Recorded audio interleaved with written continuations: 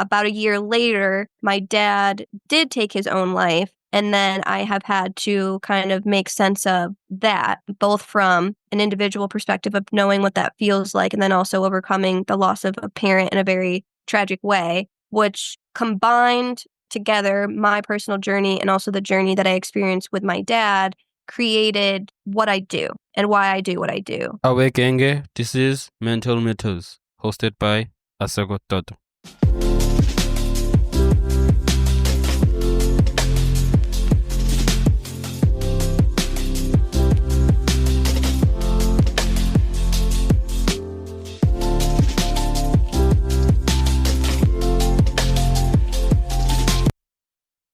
Hello everyone, welcome to another episode of Mental Mythos. I'm your host, Asekho Toto, and before we dive into today's incredible conversation, I have a small favor to ask. If you enjoy what you hear today, please take a moment to rate and review our podcast on Apple Podcasts, Spotify, or wherever you listen. Your feedback not only helps us improve, but also helps others discover the valuable insights we share every week. And if you find today's episode particularly inspiring or insightful, don't forget to share it with your friends, family, or anyone you think could benefit from it. Thank you for your support. It truly means the world to us. Now, let's get back into our conversation. Okay, thank you so much for that. Firstly, I just want to, can you describe challenges you faced and how you found strength to push forward? So I have been struggling. Well, I don't struggle so much with it now, but it first started when I was around the age of 9. I definitely started to feel and confront some body dysmorphia issues, which is so interesting looking back on it, how young I was, only at 9 years old, and still receiving messages about my body and certain things that made me feel really uncomfortable and insecure and just very small in my own life. And I can remember my mom, she used to try to have me sit down in front of the mirror at 9 years old and to say positive affirmations to myself and to speak kindly to myself. And I remember it would be torture. I would tantrum, I would yell at her, I would say I don't want to do this, this doesn't feel right, none of this feels good. So I would say that my darkness set in very early on in my life.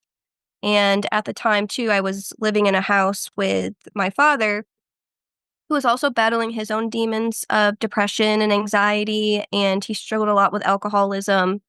And so I think that I was just kind of feeling a lot of what was going on in my home life.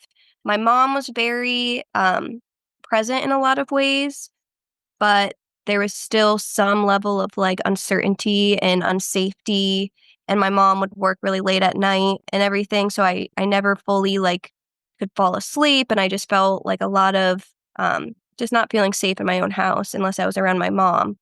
So that, I think, with it being so young, really kind of didn't leave a lot of room for growth in my life because I was just battling at 9. And then I remember at 13, it got really, really dark for me as well. And I actually started to hurt myself. So I started to cut myself. And I think that too was just a lot of not feeling seen, not feeling understood, and not having the words to describe my pain at the time, especially living in a world that we were living in at that time, which was 20 years ago, where mental health wasn't very you didn't talk about it.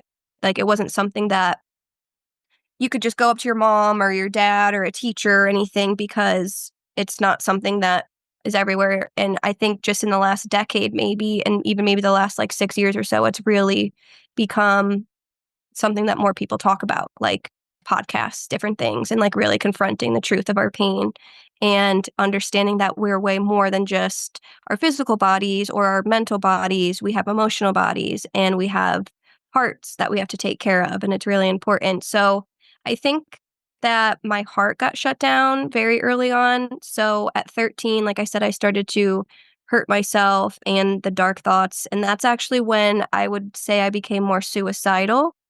And it's interesting because I had this memory come up for me the other day where when I was in 7th grade, I was talking to a friend and we were starting to learn about like poetry and things. And I wrote my first poem. And my first poem in 7th grade it was a very short poem, but it was from my heart onto paper, a tear for every word. I'd rather be dead than alive. And so that was something that from 7th grade on until I was a senior in high school, maybe probably even after that, because I struggled a lot in college too, that I was suicidal. And it was a very interesting time for me because my dad at the time was also battling suicide. And he had left my home and he had moved across the country. And so I didn't really know this until later on. But I think that it's almost like in your DNA too, like mental health kind of gets traveled down in families and it's something that you have to confront. So like I said, 13 is when I became more suicidal. And then by 16 is when my depression and my anxiety really set in, and I became agoraphobic, where I could not leave my house. I couldn't go to school. I just would have anxiety attacks all the time. I became very overwhelmed. It was very hard for me to function. I missed out on a lot of things in high school. I remember even my one boyfriend in high school, he like forced me to go to prom because I just didn't even want to do any of those things. I just felt so not like I wanted to be here a person or anything. And so at that time, when I was 16, I uh, I had created a plan to take my own life. Um, so it was stopped. I didn't actually do any type of act because my mom and my dad found out, and so I went into a hospital and I was hospitalized for 2 weeks. And then after I got out of there, which hospitals, that's like a whole other story. That was not a fun situation. Um, but after I got out of there, I was a little bit better because I never wanted to go back to a hospital like that again. So I did get some help and I had a really good psychiatrist. I never really did well on medications, like ever. Um, but then there's this whole thing that got set up for me where I didn't have to go to school all day, could actually only go half day, which allowed me a lot more time. Because then I started to learn about how I'm sensitive and how I pick up energies and emotions from other people. And that actually started to help me to understand my depression and my anxiety as more of like an energy. So I kind of started my healing journey at that time. But I was in some abusive relationships, and that definitely wasn't good. And that added to the depression. So it was like hard to overcome because even though I was healing, there was a lot of things that were still holding me back. And then in college, I want to say my sophomore year of college, so 2013 around then, I actually did try to take my own life again. And this time I went forward with the action. And it was it was awful. I remember like what that felt like to shut down completely. Like I had almost I had died before I even had tried to die. And it's hard to like really even explain. Like I literally felt like my light inside go out and I became like the zombie. And it was actually like at the time I couldn't really see, like looking back on it now, like it's kind of scary how you could do that internally. And so I did the action, obviously, and thankfully it did not result. So, but at that time, I had a very powerful experience where I had this interaction in a dream state with this counselor who I would say is kind of like a spirit guide at this point because it was not a real person. And I'm sitting with this counselor and we're talking about my life.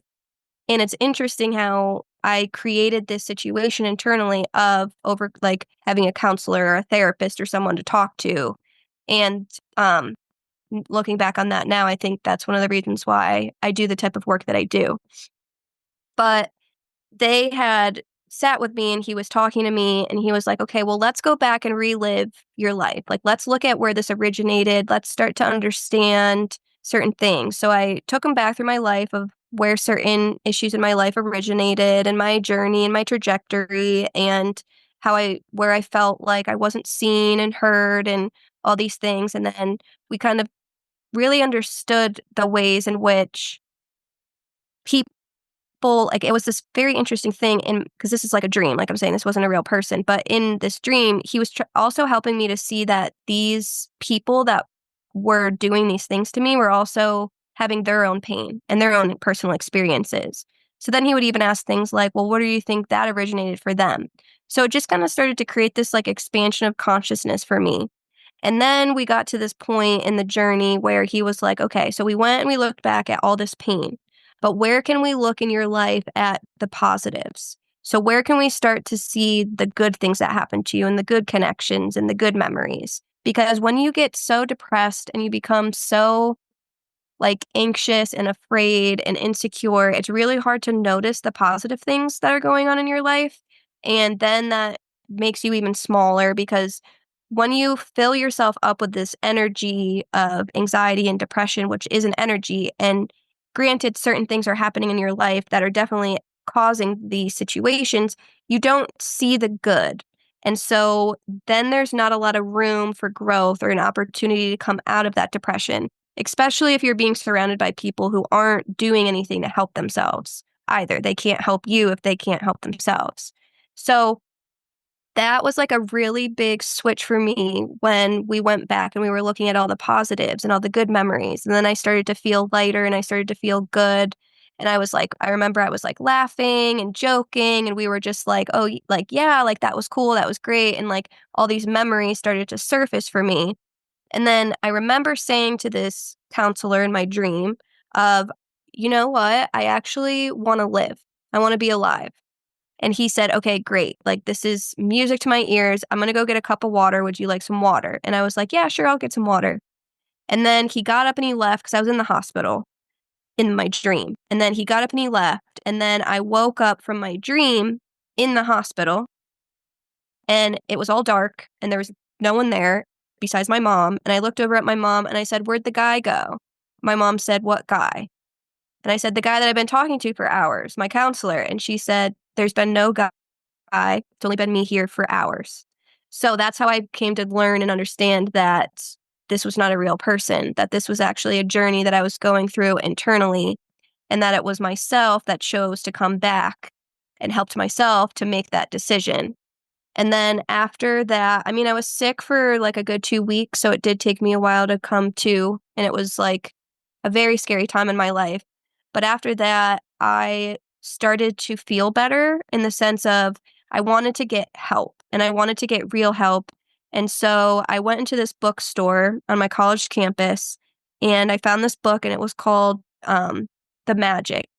And it was like 28 Days of Gratitude. And I always talk about this book because this book literally saved my life. And it takes you on a journey of gratitude for 28 days and you have to be consistent. And this is probably the one time, even to this day, that I committed fully 28 days. I did not miss a day. I didn't miss a beat. I didn't miss any of it. I just fully did it. And after those 28 days, everything has been different for me.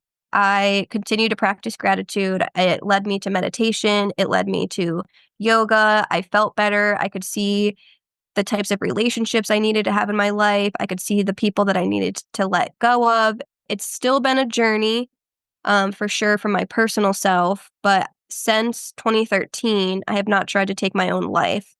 About a year later, my dad did take his own life. And then I have had to kind of make sense of that, both from an individual perspective of knowing what that feels like, and then also overcoming the loss of a parent in a very tragic way, which combined together my personal journey and also the journey that I experienced with my dad created what I do and why I do what I do and helped me to find that purpose. And it's been about a 10-year journey. So this past April was 10 years that my dad has been gone. And it's been a very powerful time for me looking back and seeing how far I've come and the ways in which I've been able to help people who to me, reflect a version of myself and a version of my dad that needs help to understand that you can be in your darkest place, but you can also get out of it. And I think that's my message and that's my purpose to people. I know someone that couldn't get out of it, but I also know myself that could. And that's why I'm here. That's a very touching story, and I would say an emotional one.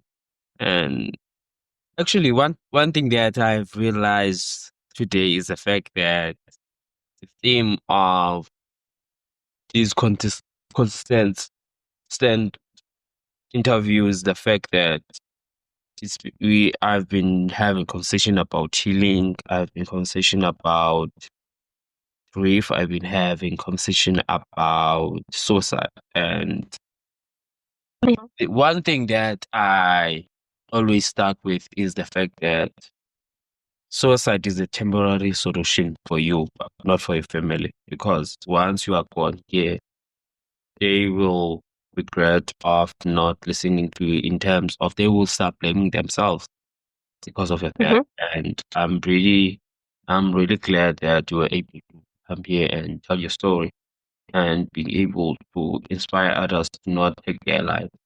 And also, I would like to touch on the thing that you mentioned about poetry. And I feel like at some point in my life, I was suicidal and couldn't couldn't know how to live in terms of after having a severe depression and also a traumatic event that happened upon me. And that's where I started writing a book, which is Lost Collection of Poems. So through that book, I entail what actually happened and how I felt. And it's a book with 130 pages. And yeah, I feel like in a way, sometimes these traumatic events, these mental breakdowns help us unlock, I would say, unlock other creativeness within us. So I want to say that. And also, speaking back to poetry, as you said that, as something that you mentioned about stigma around mental health. And actually, I saw it. The first time I actually learned about mental health is back in 2019 read up when I started watching 13 Reasons Why. I feel like, and that series really taught me a lot about suicide. Really taught me about mental health in general. And I feel like from that day, from after I finished the show, I started this podcast to share some knowledge when it comes to mental health. And I feel like at the same time, that's where I have had one of the severe breakdowns in my life. As much as I'm grateful for it, but also it has scarred me in a way. So Sucks. yeah. But I just want to speak about the spirit guide, and you, if I'm not mistaken, I don't know how to pronounce this name. Ayurveda, Ayurveda. Ayurveda health cons or concealer. Yes. Yep. Cancel. Sorry, cancel. Yeah. Ayurveda health counselor. Yeah. So what is it, and how did you discover it? Would you say that through your this dream, through this spirit guide, would you say that you found it during that time? So, it was 2013. Yes, I will. The short answer is yes, but the long answer to your question is this. So, in 2013, I had that experience, and then my dad took his life in 2014, but I was still in college, so I had to graduate from college. But luckily at that time, me and my dad actually had gotten pretty close, and even though he took his own life, he was more spiritual and he had helped me a lot and he had given me a lot of strength and a lot of tools. And I think that was kind of part of the purpose of it because I think he had made his decision a long time ago. And actually, he had told me that in his letter. But so he gave me a lot of tools and stuff. So when my dad took his own life, it definitely, I mean, it shattered me. To this day, I'm still recovering and gathering the pieces of it. And I think I'll probably always be recovering and gathering the pieces of that because there's just so many layers to something like that. And also, like I said, coming from a place of my own struggles with it. And also knowing that mental health like this is in my family because he's not the only one in his family. So I didn't know the other people, but suicide is also in that side of his family. So it's not just a small thing. I also like to teach and help people to understand that mental health gets passed down. So it's really important to understand your family history too, because some things can skip a generation, and if people haven't dealt with the pain of it, so that's why I've become an Ayurveda health counselor because one, it's helped me to heal, but also it helps to give me the tools that I can help other people to self-heal themselves. So that way they don't end up in similar situations as me and my father. So I was still in college at the time, and I had to graduate. And there was just a very dark period where, I mean, I couldn't do anything. It's like, well, you were having difficulty like going to class anyways, but I almost didn't graduate. I just had a very hard time, but I did. I overcame and I ended up graduating and it was great. And I'm glad that I pushed through that. But I did take a little bit of time off to get to know myself, to kind of just be like, okay, well, what do I need now? Because my life just completely changed. And I got a degree in psychology and sociology, and I knew I wanted to do something with that. And definitely, especially after losing my dad, I definitely wanted to do something with that. So I actually ended up going to Florida for a month. And what's that? You heard that? No. Okay, it might be me then. Okay, can you hear me now? Yeah, I can hear you. I've been hearing you all this time. Okay, I just had this like weird sound. Sorry. So I ended up going to Florida and spending a month with my aunt. And that's when I like got some permission to start to figure out, okay, what's my next step? What do I want to do? What do I want to see happen for my life moving forward after this month? So then I went back. I live in Pittsburgh. So I went back to Pittsburgh and I started applying to jobs. And that's actually when I came and found the word Ayurveda. So there was an Ayurveda center in Pittsburgh that was hiring, and I never heard of that word in my life. But there is something very interesting and intriguing about it. Like even when you look at it, like it's like an energy that calls to you. It's like, what is this word? And so I ended up Googling it and I realized that this is exactly what I was looking for. So Ayurveda translates and means the science of life. So it is a holistic healing science that many civilizations and many histories trace back to the origination of it in India. However, it did also originate in other parts of the world at the same time that it originated in India, if you start to go deeper into the history of Ayurveda. But Ayurveda has been on the planet for about 5 to 7,000 years and more. And it's the practice of living in accordance with your natural nature and the natural order of the natural world in which we're also a part of.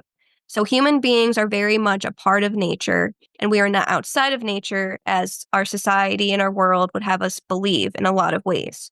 So that was actually a very healing thing for me because going back to the roots and understanding that I am a part of nature was like mind blowing and changed the game for me. So Ayurveda breaks the human body down into elements: air, space, fire, water, and earth, and how these elements combine to create our body and our natural world. So it's easier to make sense of in our physical world because we can actually see fire, we can actually see water, we can actually see rocks, we can actually see space and the space around us. But it also is very much part of our physical bodies. So our physical body is made up of the elements air, space, fire, water, and earth. So, for example, anything that moves in your body, like if you like burp or any type of thing like that, bloating, gases, like that's actually air in our body. So, air is in our body. And then we also have metabolism. So, when we digest food, our food actually breaks it down in a fire. So, that's our fire. Our eyesight, anything that we see to see lights, our fire is firing. Our neural net pathways, like you can actually see them fire. So, like there's fire in our body. Then we also have like our spinal fluid, our mucous membranes. That's our water. And then we have our physical structure, our muscles, our skeletal system, our bones. That's our earth. And so when I started to kind of learn about this stuff, Ayurveda is all about the quality of life. So it's not about quantity or eating less or eating more or any of these things. It's about the quality of the foods that you're eating, the quality of the environment that you're in, and the quality of the relationships and the quality of your lifestyle, and how they all impact how we feel and how we show up in our life. And so when I started to learn this philosophy and I started to apply it to myself, I started to see how a lot of the quality of things in my life were negative, down, not great. I wasn't eating the best. I wasn't drinking a lot of water. I wasn't taking very good care of my body. Because honestly, no one had ever told me to in that way. Like, yeah, go to the gym, that type of stuff. But the actual quality of foods, the actual quality of things was a game changer for me specifically. So I started to pay attention to the quality of my life. And so that brought me to healing myself through Ayurveda practices of eating seasonally, doing tongue scrape. It's very simple things. Doing tongue scraping, putting oil on my body every day was a huge, huge game changer. So what Ayurveda is really big on is putting oils on the body. And it's kind of like, and not kind of, but Ayurveda really teaches you how to treat yourself as a sacred being, as a being that's here to be a part of nature, to be a part of life, and helps you to identify the ways in which you can be alive. Because I think a lot of our world, it's all about like destruction, separation. There's a lot of death focus. There's a lot of like pain and suffering. And we focus a lot on the death and destruction of life, I think, because it's one of our biggest fears. We're all afraid of dying. And I think that's one of the reasons, too, that I confronted suicide the way that I did, because I didn't like that I was so afraid of death. But Ayurveda focuses more on life. It's the science of life. So it actually helps you to become more alive and to find more quality to your life, more consciousness, more unity, more love, more care, more sacredness. So that was very huge. But I think that the experience that I had with that counselor, with the gratitude of me going back to look at my life, to look at the qualities of my life, to look at the goods, to look at the bad, and to start to create conscious choices. And so that's what Ayurveda helps us to do too, is create consciousness so we can understand that we have pain that gets built up in our body and it becomes our pain body. But there's a quality to that pain, and that pain will attract like things. Even if you don't want to be in pain, your pain will attract painful experiences until you cleanse it, clear it, and take care of it. So Ayurveda helped me to realize that I'm not my pain. I'm not my depression. I'm not my anxiety. These are elements. So depression is going to be, you have a lot of earth element in your body. You're feeling very heavy. You're feeling very tired. You're feeling very lethargic, which also is a physical, biological thing where we get brain fog, which is called ama, gets stored in our brain because we're not using our consciousness. We're not bridging the gap between our left hemisphere and our right hemisphere and using all of our brain when we're depressed. We're kind of just going through the motions. So that helped me to realize it physically, but there's also an energy to the depression of heavy emotions. When you're depressed, you don't know how to feel your feelings. You're not sure who you are, and you're sick and you're tired of being your pain. So that helps me to realize the quality of depression and how to actually help people move through it as an energy and help them to see that it's not them easier than if you just go to like talk therapy over and over and over and over and over again. I've been in talk therapy, and it's wonderful and it's helpful and it's a great place to start.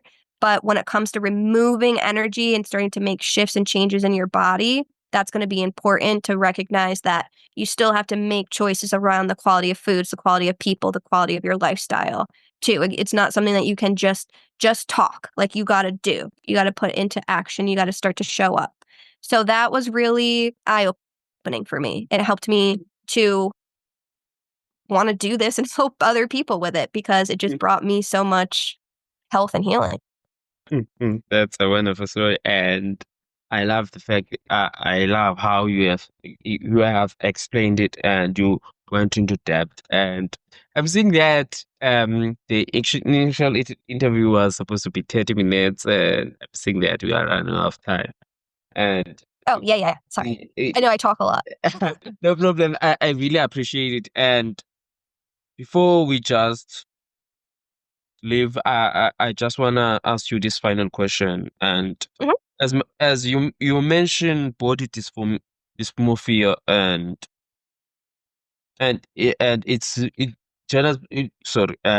dysmorphia really plays a role in terms of in our mental health, mostly when it comes to women.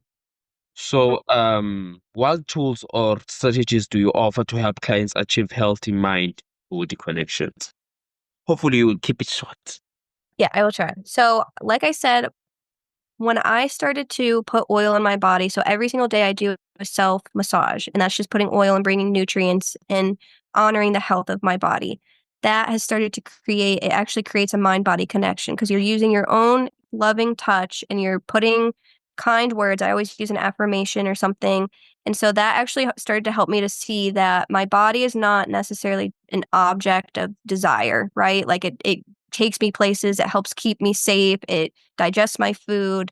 It does so much for me. So it started to open my eyes to the fact that I am my body. My body is me, but I'm not my body at the same time. But that was actually freeing.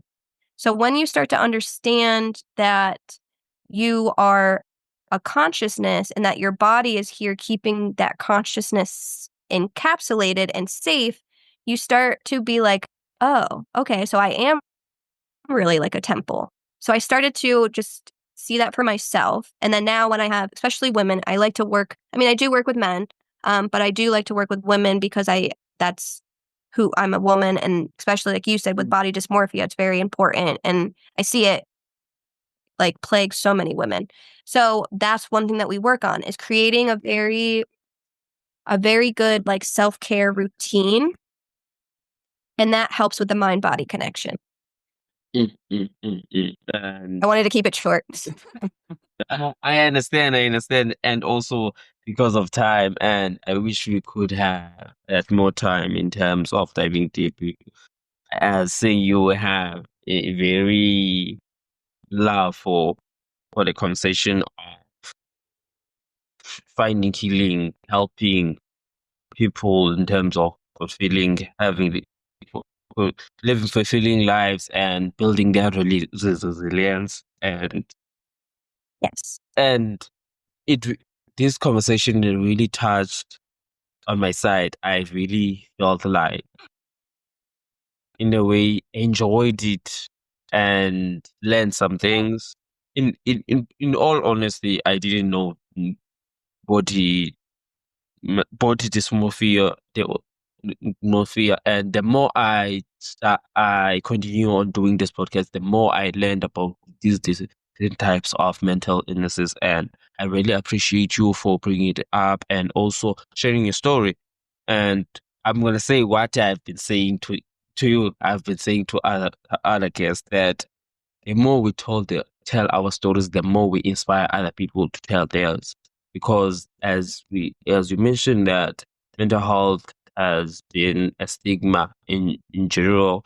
And through this podcast, I hope that everyone that is listening will able to find that. I'm glad I listened to this podcast now. I can share my story in terms of and Justin, I guess that was I was interviewing. He said, what did he say? And also we spoke about the substance abuse, and Mhm. sometimes we tend to want to find approval to other people and through using some things of in terms of addiction. I love the fact that you didn't, in a way, you didn't as much as you felt depressed, you didn't have that thing of wanting to be loved by other people, trying to new things in terms of substance abuses and things like addiction, and that's very rare. So I applaud you for that. So Thank you. thank you so much, and again, thank you so much for being here. Thank you so much for sharing your story, and thank you so much for your time and the information Absolutely. that you gave us today. Thank you. Yeah. Well, thank you so much for having me. It was a pleasure. And like you said, I totally agree. Sharing our stories, there's so much power. So I do hope that I inspire someone to share theirs. Thank you so much. And also, before I let you go, do you have, where can people find you? So people can find me at www.innerelementwellness.com. And I also have a book. It's called Cleanse Your Energy. If it kind of outlines a lot of the stuff that I talk about, just how to get your energy under control, how to start cleansing and clearing your body and aligning you with the life that you want to live, then having control and being empowered in your body and in your own energy. It's kind of like my little gift because a book saved me. So I wanted to create something that hopefully if someone gets my Cleanse Your Energy book, it will help them to make positive changes in their life. Free audio post-production by alphonic.com.